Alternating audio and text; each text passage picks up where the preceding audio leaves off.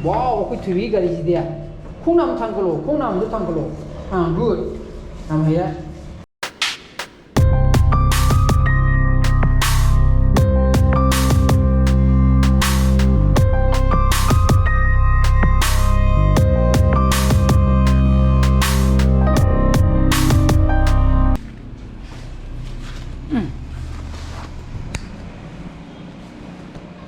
Ini poci paine roko kau ni.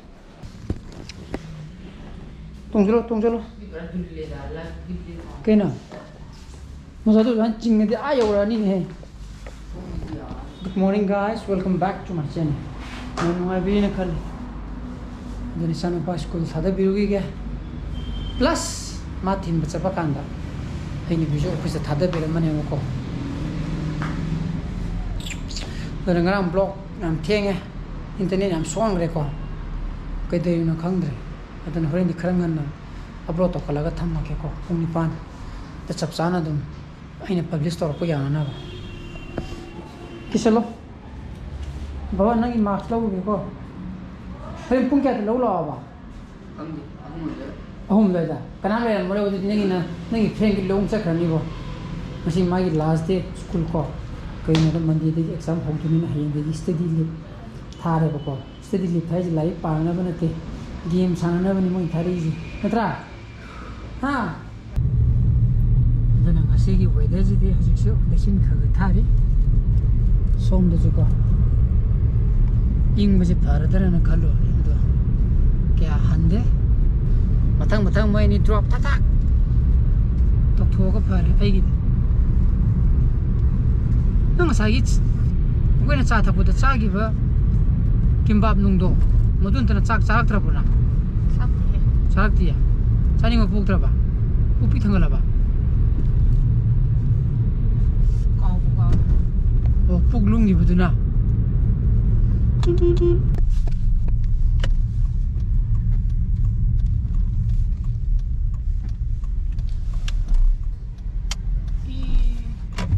ana cuma angani somri laksai sama mama manam nang ramane ko bye bye kari no sibo bye naku to yam ingi ko isa Prim bye kitang thelap lo lo intra na ren class lo ni na ma ko kitang thelap lo lo ai je wa dun ibu nang ban ani ma khai khare helap fai de ni sambi ra hana ngai ra ga le ra ru mana baga kuning ni ma zo ko Trau 1 Nero ka 0 Asik Imphal derby ni basane je adana asik live telecast ni dar lai je ado ai gi Trau ji kahani nge kena mo je je table da moi points table da third chuga position tari mo seat kara ga second position ta gi dune ko aduna kahani nge Nero ka de am kha de le hore ko aduga ai gina aina khanba da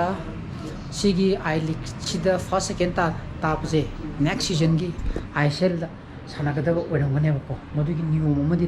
laigram ne dun hojik Trau na 1-0 delete tawri moi kahani ngi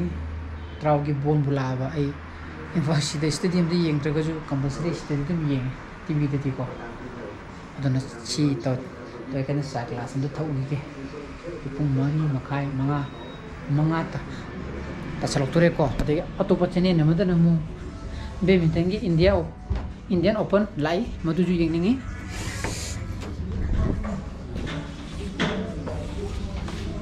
wow aku thui garis dia khunam du thangkalo good nam here amko mamai le am tho ha kare che thom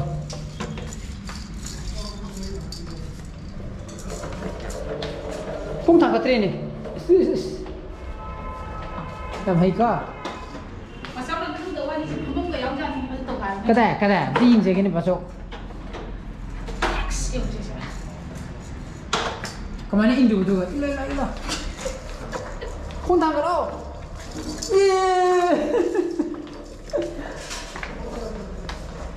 Saya kelas tak terus sih bang.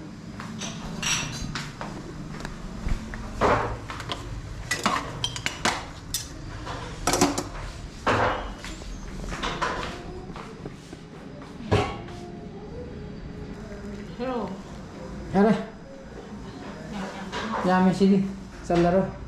능기 갑도 붙어라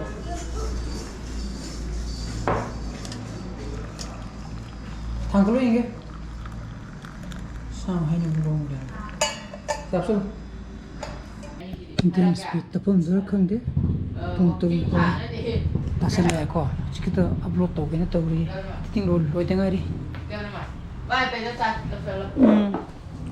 손드는 본 Trau podo re nero kana tu wand litto gre boko se penalty kick kama penalty kick kama ko du chan nam de Brazilian na sa do koi to no coin khong din ai na ko du chan ne ai te na thing hu ta to se le do tak che la thak la ko se la dum chan ba ya ko to ya ba jo koi ni Zan Trau podo ra ji min manga injury time ne sani je 5 minutes 7 minutes about the 5 minutes to jangre si combo chum phase Tajikistan player ji mana se ko koram mati ko idi mana ka bu jana khan mane mana ko mati chalne ba plural number hai ba kadai bu ko bage idam piu ko amugul chan mi dore ma khangna ba Chandra 3-1 da naam na traga pranam gi car nero kana 3-1 da ji number bu idam nero ka na ka khra 3-1 ni to gre 3 Chandra meaning ka tanga or ama da gi hen ba asden manipuri kan ta khai je ji theng duri ne 1 hour to le plural number ko 37 ni chung minute 37 36 chung thore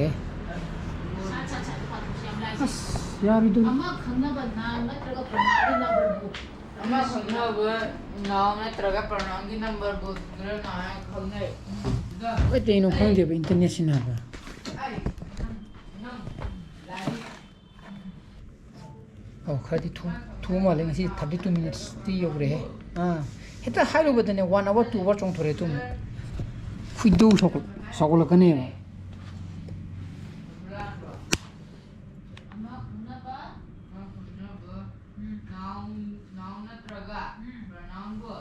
ma thumai teacher nam putte Trau po jing mai te da kazer de second position la de apa lagi yes kya lagi pun khang de यार खोंगरे तो कहाँ दे Indian open में नहीं येंगे